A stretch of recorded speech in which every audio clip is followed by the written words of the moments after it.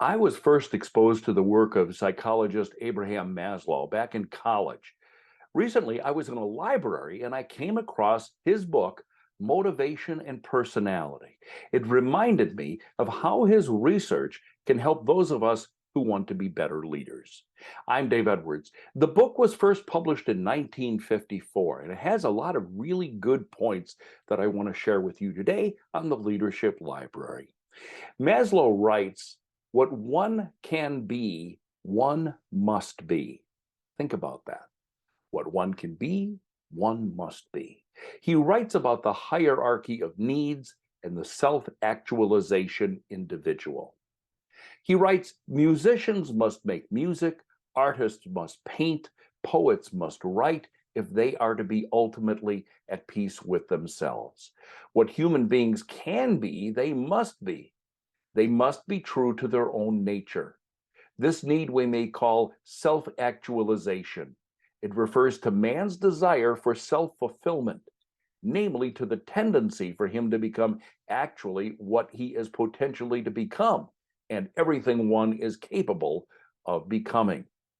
Are we doing the things that we are intended to do? Are we fulfilling our true needs? Are you?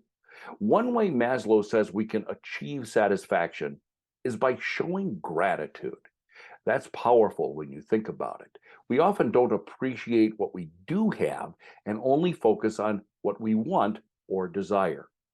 Our job may be frustrating because things aren't going our way, and we don't stop and appreciate the work we can accomplish with the people we work with. Self-actualizing people, he writes, have a deep feeling of identification, sympathy, and affection for human beings in general.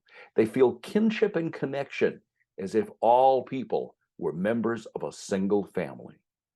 Another takeaway lesson that I learned: connect with the people we are with. Other lessons: underachievers have a need for social love and affection, but a self-actualized person has these lower needs to be gratified and is able to pursue his or her own path towards self-actualization. There's a hierarchical pyramid of human needs. It's probably best if you pick up a copy of the book if you really want to understand all of them. Maslow's book is perhaps the best known contemporary work on human needs. He postulated a hierarchical pyramid of human needs, stretching from basic physical needs at the bottom to spiritual or transcendental needs at the top.